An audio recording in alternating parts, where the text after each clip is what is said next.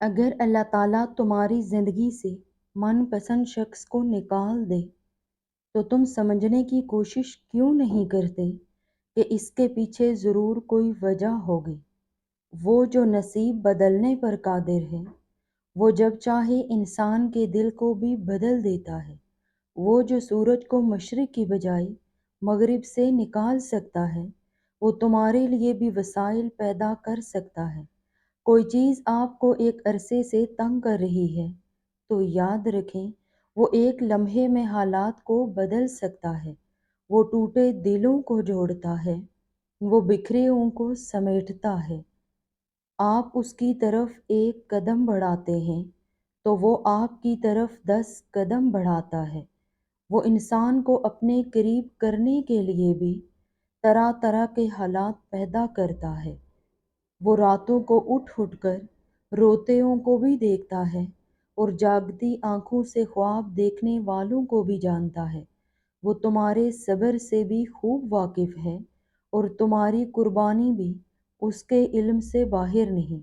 وہ تمہاری دعائیں بھی سن رہا ہے اور تمہاری سسکیاں بھی اس کو سنائی دیتی ہیں۔ جو تم کہہ دیتے ہو وہ بھی جانتا ہے، اور جو تم کہتے کہتے رک جاتے ہو اس کی بھی اسے خبر ہے۔ وہ تو تمہیں گرتے گرتے سنبھال لیتا ہے۔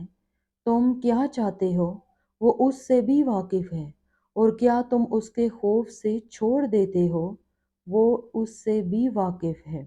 تم تہجد میں اس کے آگے کیوں کھڑے ہوتے ہو وہ اس کو بھی جانتا ہے۔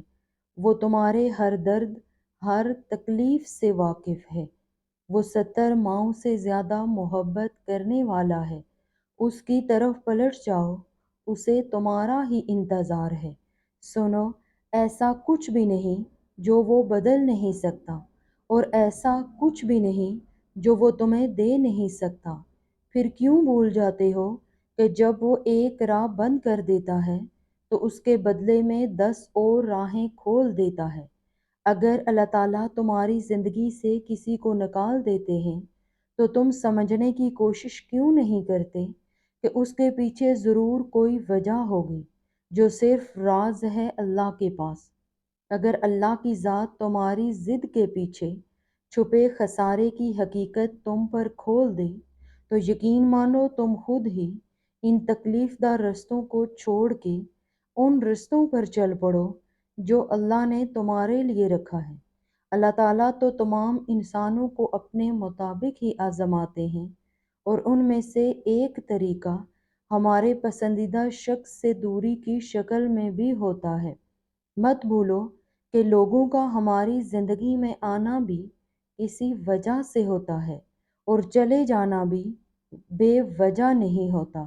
اس لیے جب لوگوں کا ہماری زندگی میں آنے کا وہ مقصد جو اللہ نے بنایا ہوتا ہے وہ پورا ہو جاتا ہے تو اللہ تعالیٰ ان لوگوں کو ہماری زندگی سے نکال لے جاتے ہیں۔ یقین مانو فوراً پتہ نہیں چلتا کہ اللہ نے ایسا کیوں کیا، ہمارے ساتھ ایسا ہی کیوں ہوا، مگر ایک وقت آتا ہے کہ اللہ کے فیصلے ہمیں سمجھ میں آنے لگتے ہیں۔ تم اذیت کے پیچھے چھپی حکمت کو سمجھنا شروع ہو جاتے ہو، اور پھر تم انہی فیصلوں پہ اللہ کا شکر ادا کرتے ہو کہ جن کی وجہ سے تم ماضی میں رویا کرتے تھے۔